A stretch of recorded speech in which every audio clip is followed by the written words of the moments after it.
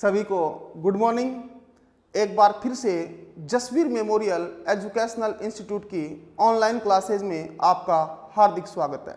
विद्यार्थियों, कल हम बात कर रहे थे शक्ति संरचना के प्रमुख सिद्धांतों की, और शक्ति संरचना के प्रमुख सिद्धांतों में हमने देखा वर्ग प्रभुत्व के सिद्धांत को, विशिष्ट वर्गीय सिद्धांत को, नारीवादी सिद्धांत को, और नारीवादी सिद्धांत के बाद में आज हम बात करेंगे बहुलवादी सिद्धांत की। बहुलवादी सिद्धांत को पढ़ने से पहले हम आपको बता दें कि बहुलवादी सिद्धांत जो है, इससे पहले आपने जो 3 सिद्धांत पढ़े थे उन तीनों सिद्धांतों से जरा हटके है, अलग है। कैसे? क्योंकि आपने वर्ग प्रभुत्व के सिद्धांत में देखा कि शक्ति जो है वो शक्ति का बंटवारा समाज के 2 वर्गों में होता है। उसी प्रकार से आपने देखा विशिष्ट वर्गीय सिद्धांत में, उसमें भी शक्ति का बंटवारा 2 वर्गों में था। उसके बाद में आपने देखा नारीवादी सिद्धांत में, उसमें भी शक्ति का बंटवारा 2 वर्गों में था। लेकिन बहुलवादी सिद्धांत की बात करूं तो बहुलवादी सिद्धांत के अंतर्गत शक्ति जो है वो समाज के विभिन्न समूहों में, शक्ति जो है वो समाज के विभिन्न समूह में बटी होती है। ध्यान से देखना अंतर क्या है। हमने जब वर्ग प्रभुत्व का सिद्धांत बताऊं या विशिष्ट वर्गीय सिद्धांत बताऊं या नारीवादी सिद्धांत बताऊं, उन सिद्धांतों में आपने देखा था कि शक्ति जो है वो किसी न किसी रूप से एक शक्तिशाली वर्ग में निहित होती है। जैसे वर्ग प्रभुत्व सिद्धांत की बात की तो उसमें 2 वर्ग थे। वर्ग प्रभुत्व सिद्धांत में 2 वर्ग थे कि नहीं, एक बुर्जुआ और दूसरा कौन सा, सर्वहारा। वहां पर शक्ति किसके पास थी, बुर्जुआ वर्ग के पास। विशिष्ट वर्गीय सिद्धांत में देखा 2 वर्ग थे, एक विशिष्ट वर्ग और दूसरा कौन सा, सामान्य वर्ग। वहां पर शक्तियां किसमें नहीं थी, विशिष्ट वर्ग के पास। नारीवादी सिद्धांत में आपने देखा कि वहां पर भी शक्तियां किसके पास थी, 2 वर्ग थे, पुरुष वर्ग और स्त्री वर्ग। लेकिन शक्तियां किसके पास थी, पुरुष वर्ग के पास। लेकिन बहुलवादी सिद्धांत जो है वो इन तीनों के क्या है, विपरीत है। बहुलवादी सिद्धांत का मानना कि समाज में शक्तियों का विभाजन किन्हीं 2 वर्गों के बीच नहीं होता, बल्कि शक्ति जो है वो समाज के अनेक समूहों में बटी होती हैं। साथ ही साथ अगर इस मैं बहुलवादी सिद्धांत की बात करूं तो ये बहुलवादी सिद्धांत जो है ये क्या है, भारतीय अवधारणा है। कौन सी अवधारणा है, भारतीय अवधारणा। कैसे? क्योंकि इसके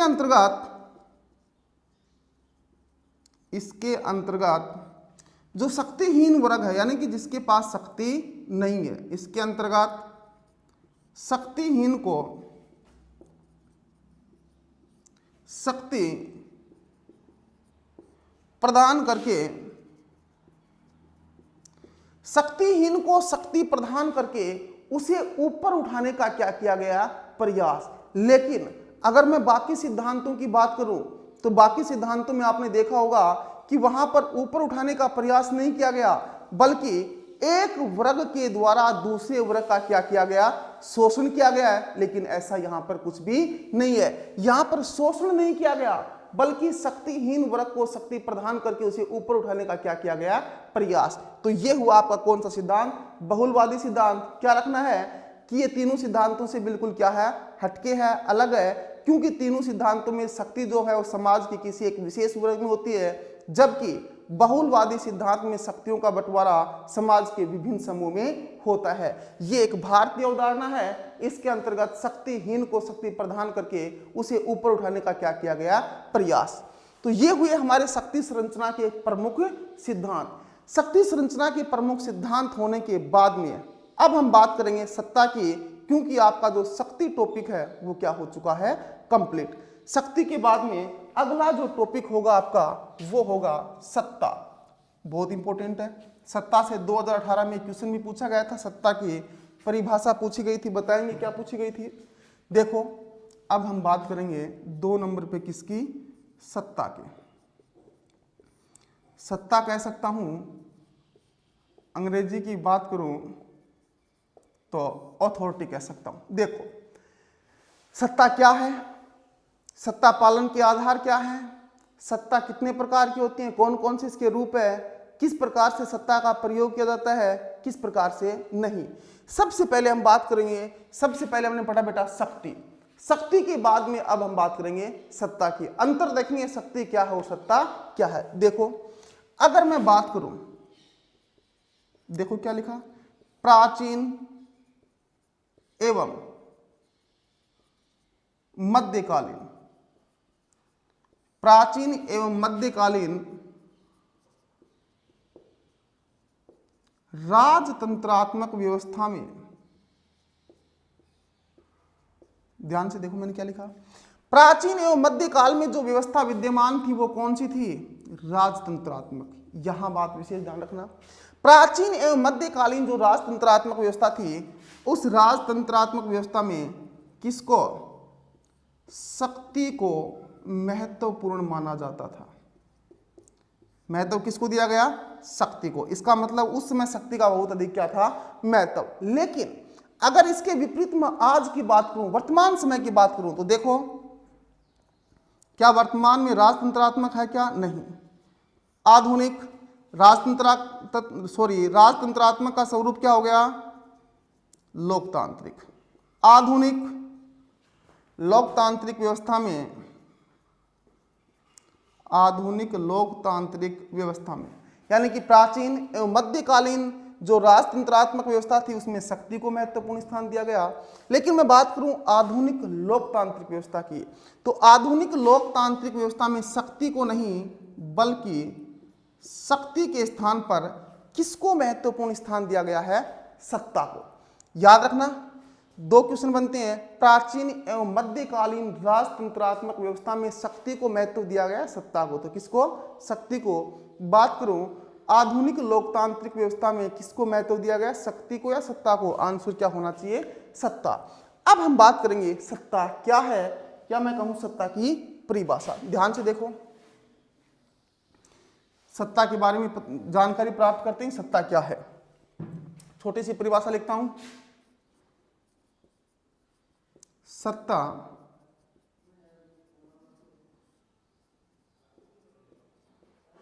किसी व्यक्ति, संस्था, नियम या आदेश का वह गुण है।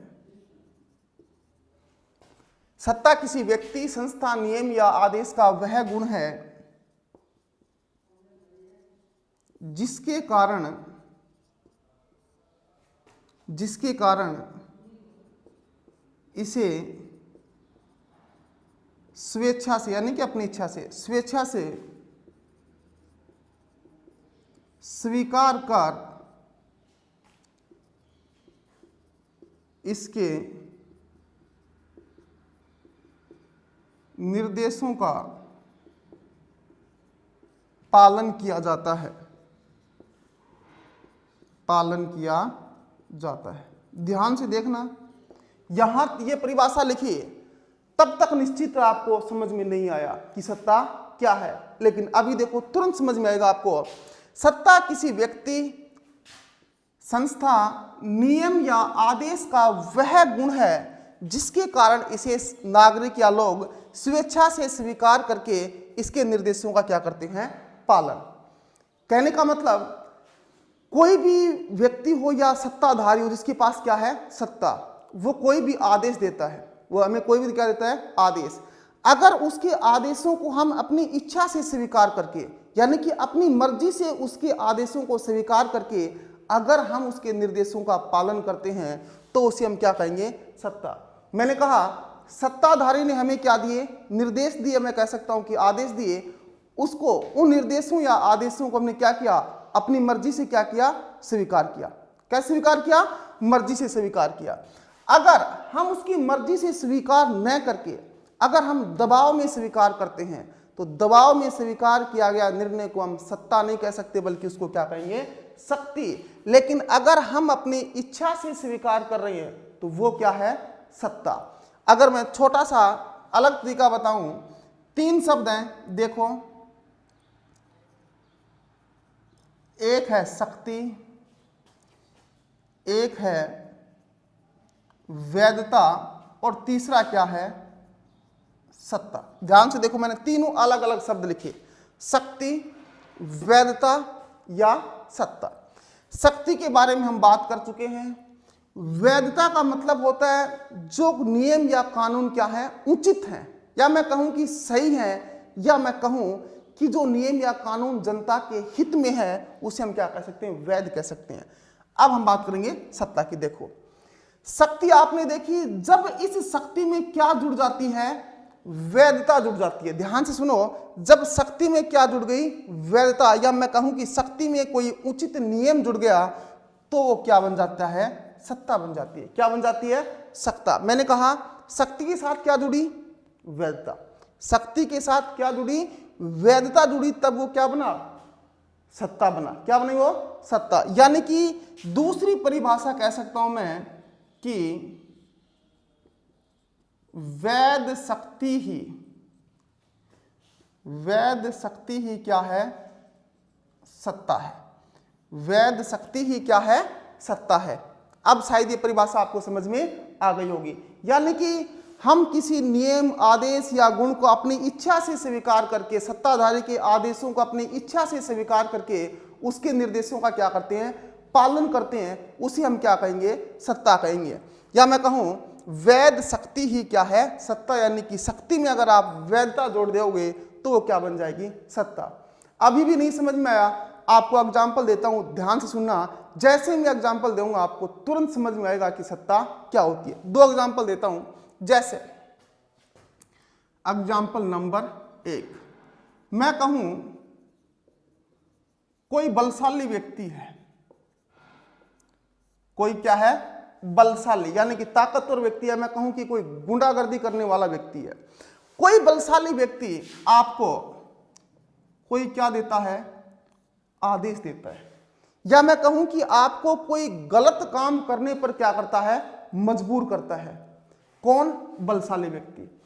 और आपको उस आदेश को मानना पड़ता है। आपको उस आदेश को क्या करना पड़ता है, मानना पड़ता है। क्यों मानना पड़ता है, क्योंकि आपको क्या लगता है, डर कहूं या भय कहूं, यानी आपने डर की वजह से उस बलशाली व्यक्ति के आदेशों का क्या किया, पालन किया। आपने पालन तो किया, लेकिन इस पालन का कारण क्या था कि उसने किसका प्रयोग किया, शक्ति का प्रयोग किया। यानी कि उसने जिस शक्ति का प्रयोग किया वो सही नहीं बल्कि अनुचित शक्ति थी, इसलिए इसके पालन का आधार क्या है, शक्ति। अब मैं छोटा सा एग्जांपल और दूं। जैसे मैं कहूं, देखो क्या लिख रहा हूं, ये एक चौराहा है। क्या है, चौराहा। इस चौराहे पर कौन खड़ा है, यातायात पुलिस का एक सिपाही खड़ा है। यातायात पुलिस का क्या खड़ा है, एक सिपाही खड़ा है। अब आप जो हो वो इधर से मोटरसाइकिल लेके जा रहे हो, आप इधर से क्या लेके जा रहे हो, अपनी बाइक लेके जा रहे हो। आप बाइक लेके जा रहे हो, लेकिन आपने हेलमेट नहीं लगा रखा। क्या नहीं लगा रखा, हेलमेट नहीं लगा रखा। जैसे ये यातायात पुलिस का सिपाही आपको देखेगा कि बाइक जो ड्राइवर है उसने हेलमेट नहीं पहन रखा है, वो आपको रुकने का क्या देगा, इशारा देगा। वो आपको रुकने का क्या देगा, इशारा देगा। आप रुकोगे, आप रुकोगे। अब सुनो, जैसे यातायात पुलिस का सिपाही आपको इशारा देगा, आप रुकोगे। यानी कि शक्ति का प्रयोग तो इसने भी किया है। शक्ति का प्रयोग यातायात पुलिस के सिपाही ने भी किया है और शक्ति का प्रयोग इस बलशाली व्यक्ति ने भी किया था। लेकिन अंतर क्या है, इसकी जो शक्ति थी वो अनुचित शक्ति थी, इसने गलत तरीके से शक्ति का प्रयोग किया, इसलिए हम सत्ता नहीं कह सकते हैं। लेकिन इस यातायात पुलिस के सिपाही ने शक्ति का प्रयोग तो किया, लेकिन वो क्या थी, वो शक्ति क्या थी, वैध शक्ति थी। यानी कि अपनी सही शक्ति का प्रयोग किया, इसलिए यातायात पुलिस का सिपाही है, इसने अपनी किसका प्रयोग किया, मैं कह सकता हूं कि सत्ता का प्रयोग किया। मैंने कहा था वैध शक्ति ही क्या है, सत्ता है। यानी कि इसने शक्ति का प्रयोग तो किया, लेकिन इसकी शक्ति क्या थी, वैध थी, इसलिए इसको क्या कहेंगे, सत्ता। इसने शक्ति का प्रयोग किया लेकिन इसकी शक्ति वैध नहीं थी, इसलिए हम इसको सत्ता नहीं कर कहेंगे, बल्कि इसको क्या कहेंगे, शक्ति या बल। अब देखो, शायद परिभाषा आपको समझ में आ गई होगी। अगर परिभाषा से समझ में नहीं आए तो मेरे हिसाब से इन दोनों एग्जाम्पलों से आपको अच्छी तरह से समझ में आ गया होगा। अब हम सत्ता, कुछ विद्वानों के अनुसार, एक दो विद्वान हैं जिन्होंने सत्ता की अलग अलग परिभाषाएं दी हैं, उन विद्वानों के अनुसार सत्ता की क्या देखते हैं, परिभाषा देखते हैं। ध्यान से देखो, आप चाहो तो इसका स्क्रीनशॉट ले सकते हो। अब हम देखेंगे परिभाषा सत्ता की।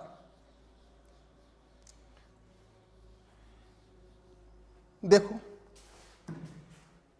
एक विद्वान हुए बायस्टेट। जिस प्रकार से बायस्टेट की परिभाषा आपने शक्ति में देखी थी, उसी प्रकार सत्ता में भी देखनी है। सत्ता जो है, सत्ता शक्ति के प्रयोग का, सत्ता शक्ति के प्रयोग का संस्थात्मक अधिकार है, संस्थात्मक अधिकार है। यह परिभाषा किसने दी, बायस्टेट ने। हो सकता आपसे एक नंबर का क्वेश्चन एग्जाम में पूछ लिया जाए कि बायस्टेट के अनुसार सत्ता को परिभाषित कीजिए। आंसर क्या होगा, सत्ता शक्ति के प्रयोग का संस्थात्मक क्या है, अधिकार। इसी प्रकार से एक महत्वपूर्ण परिभाषा हेनरी फेयोल के अनुसार,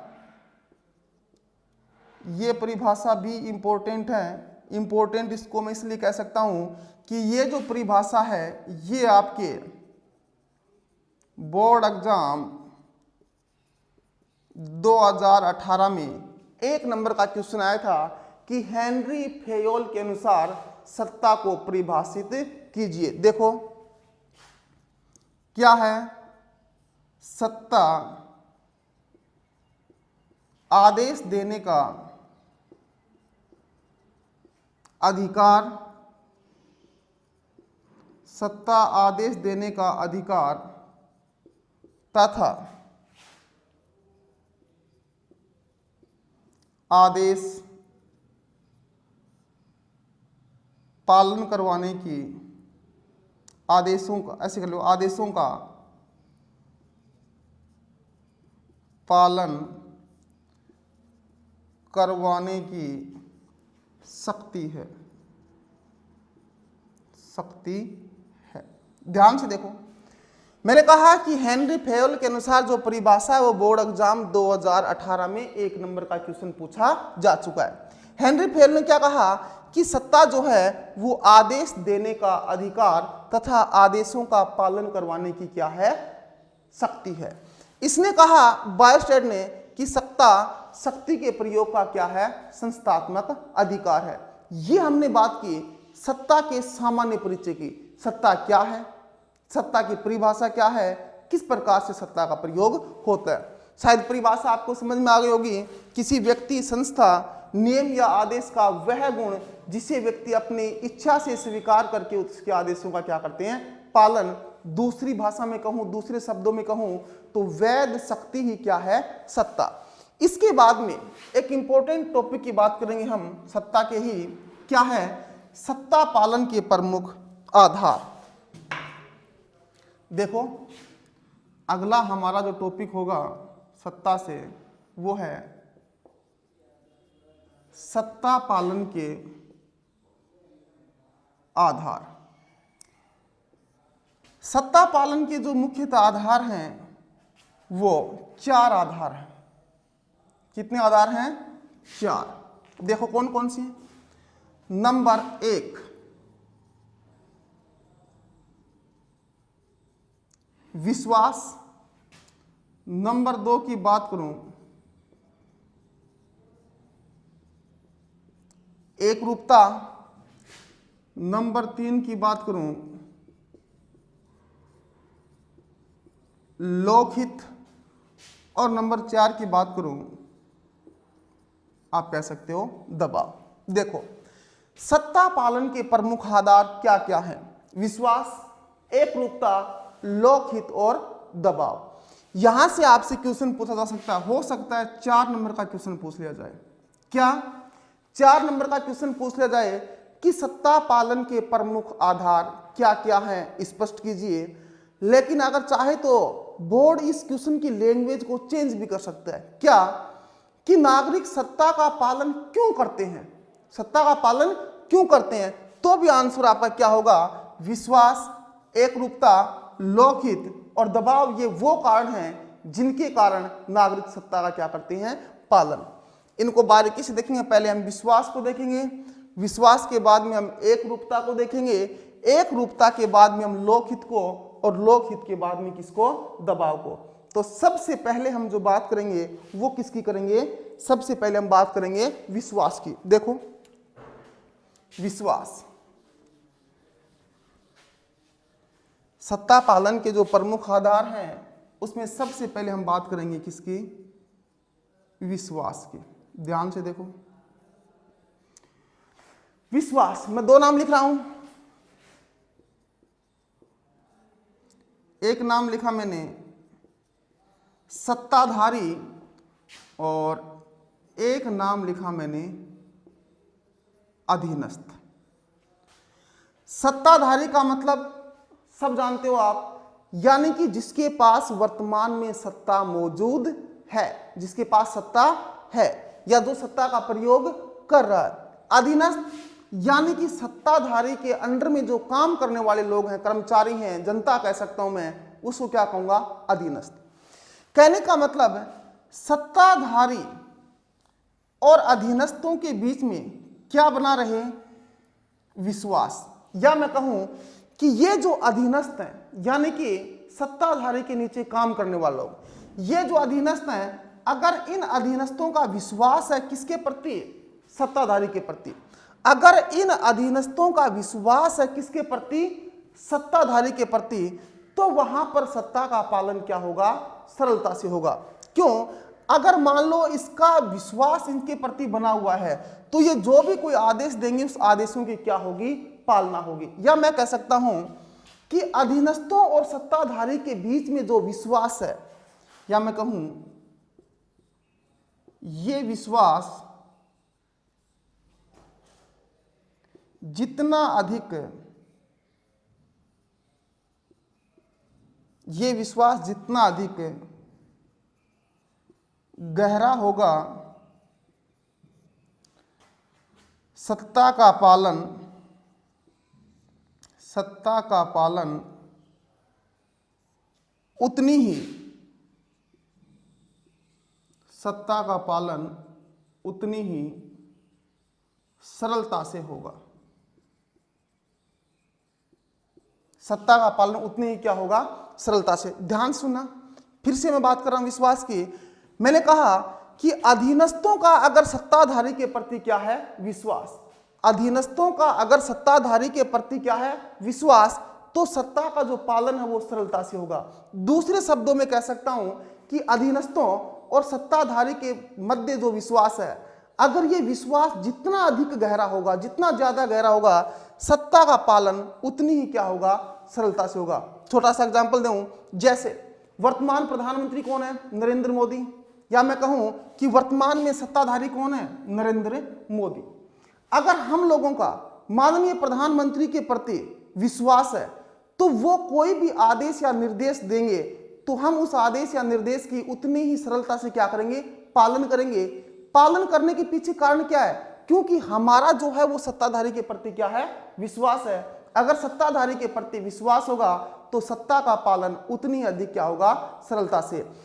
आज हमने बात की सत्ता पालन के एक प्रमुख आधार विश्वास की। इसके अगले वीडियो में हम बात करेंगे सत्ता पालन के अन्य आधार, जैसे कि मैं बात करूं एकरूपता की, लोकहित की, या मैं कहूं कि दबाव की। आज हमने बात की थी 3-4 टॉपिकों की, जैसे शक्ति संरचना का एक सिद्धांत, बहुलवादी सिद्धांत, उसके बाद में सत्ता की सामान्य जानकारी आपको दी, सत्ता की परिभाषा दी मैंने, सत्ता की परिभाषा कुछ विद्वानों के अनुसार दी। आशा करता हूं कि आज मैंने जो भी बताया वो आपको समझ में आ गया होगा। अगर नहीं भी आया तो जैसे ही ऑफलाइन क्लास होंगी उस ऑफलाइन क्लासों में आपको फिर से इसका रिवाइज करवा दिया जाएगा। याद रहे कि घर पे आपको वीडियो को बार बार देख के इसका रिवाइज करते रहें और उसके बाद में आपको जरूर समझ में आ जाएगा ये। कल हम बात करेंगे सत्ता पालन के कुछ अन्य आधारों की। सभी को बहुत बहुत धन्यवाद।